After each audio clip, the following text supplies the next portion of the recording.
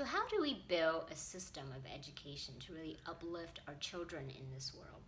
Hi, my name is Solera. I'm a spiritual channel, and I'm also the author of the Life Manual Trilogy, which is a series of texts given to me by spiritual guides to uplift humanity and upgrade their consciousness. So I have a question from Anne today.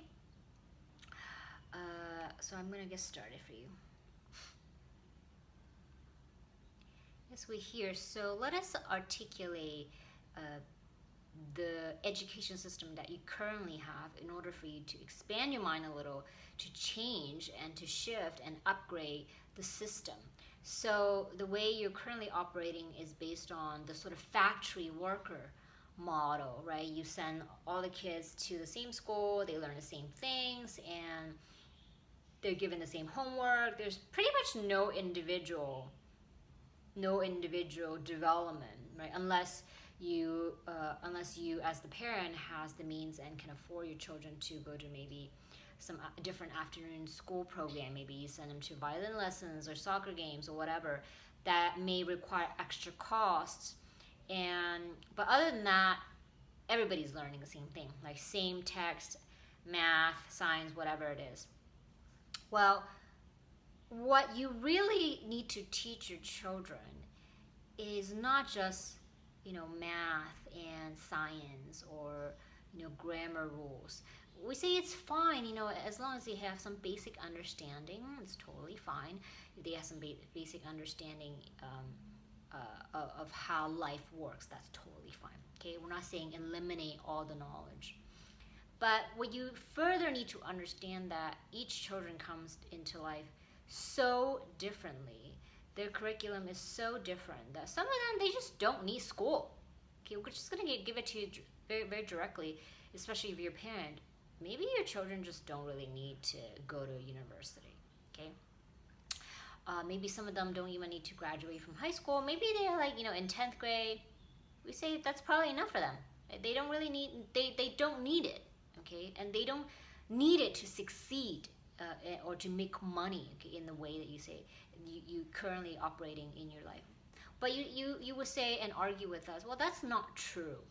You have to have a college degree to get a job that's high paying. But what if your children are very entrepreneurial, they're very creative, they're just the kind of people who can probably create their own businesses. So the set of skills that they need to learn is not high level chemistry or math. The set of skills they need to learn is, maybe understanding how businesses are operated. Maybe they need to learn marketing. Maybe they need to learn social skills, networking skills. Maybe what they need is just totally different and not offered by the traditional school education system. So you as the parent need to really learn and just observe your children and see what they need. And then you say, well, I don't have the money for that. We are already doing our best, and we just can't afford to send our kids to extra lessons. We say, well, sometimes maybe it's not even about paying for extra classes. Maybe it's just to encourage your children to develop and move in that direction, because they kind of have their own inner resources. They have their own ability to find ways to help themselves. So as long as you provide them with shelter and nutrients and love, that's pretty much all they need. They can probably learn a lot of the business tools online. Pretty much everything's on the internet as long as you look for it. So they don't really need to sit through another English class. But you say, well, they need to learn how to write properly. We say, yes, they probably need to learn how to do some basic spelling and understanding how to articulate themselves in a loving way, and also in a clear manner. Yes, they do need to learn some of those communications. Once again, if they're motivated, they will go figure out how to do it. If they're not motivated, it doesn't matter how much you push them, they're not going to do it. So then you say, well, how do we actually adjust the education system on a larger level? We say start with yourself. Don't try to save the whole world when you haven't even figured out your own piece of pie. Start with you and your family and understand, what you can do to shift the dynamics. And maybe your kids are really struggling at school. Recognize that it's probably not even their fault. Maybe the teacher is not really good for them. Maybe just the school environment is not good for them. Maybe just whatever they're learning is boring, is not interesting. Okay, it's like they're just not interested. And maybe because you're always pushing them so hard that they just want to rebel because they just want to piss you off. So we say, is it really your children's fault, or do you also have some part to play in this? And if you are an educator, if you're a teacher, then we say definitely. Even though you obviously cannot give one-on-one attention to all the kids in the classroom, but we say start to pay attention. Maybe some children have special needs. Some children maybe benefit. We say open up your mind and open up your hearts to notice what the kids need from you instead of pushing your own agenda onto them, which is very unfortunate, but that's what's happening in school. It's like you as the educator, you're trying to push, right, the requirements that, let's say, are given to you by the state, and you say, well, they have to pass this test, otherwise I'm going to lose my job. But if you can truly come from the perspective that you're there to motivate the children and help them excel and help them do their best, you will find that they will respond to you. They will respond to your shift of energy instead of your insecurity. Okay, this is what happens. Because you're insecure as a teacher and you're doing things to try to meet those criteria, and you're forcing the kids to learn what you want them to learn. Are they responding well? I mean, really objectively look at it. Are they responding well? Chances are probably not. Well, if what you have been doing isn't working, we say stop doing it. Okay, so a lot of this is just common sense. Okay, we're not giving you some grand delusional plan to fix the world here. Start with yourself. Okay, start on the basic level and just give your children the freedom to open up their minds. Maybe they want to be like a dinosaur archaeologist, then we say take them to the museum. Have them go take a look at and explore and play with those dinosaur bones or whatever that they offer at the museum.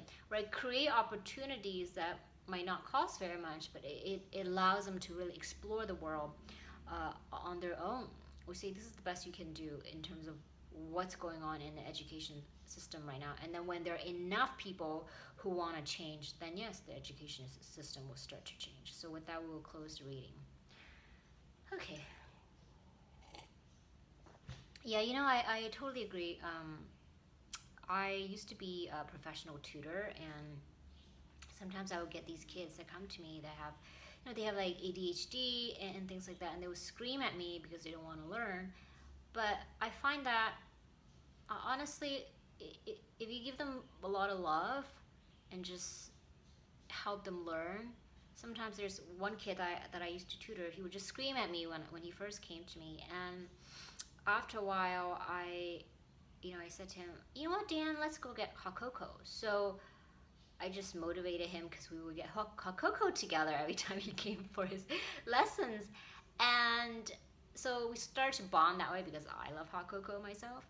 And he also loves to act. So instead of forcing him to read, I would just say, how about let me film you. And he loves to be on the camera. So I would film him, doing all the reading, and he loves to be on the camera and read. So that's how I got him to read. I couldn't get him to read just by forcing him, and it took me kind of time. It took me several months to see, okay, this is how he is, and this is who he is. And of course, I understand you're a parent; it's so hard sometimes, So of course, if you can afford it, it's definitely easier to have somebody else to take over that job. But at the same time, I think if you're just a little bit more patient and you recognize that they learn differently, you might be able to find a creative solution to achieve the same goal. And yeah, eventually I did get the kid to read, even though he was very, very far behind at the beginning. So it takes time, and yeah, I can totally see it. Especially with my student back then. I don't think he's going to be like the Nobel Prize fiction winner, but he might be a really great filmmaker one day, So I would say, just try to open up your own minds about that. All right, I'll see you next time.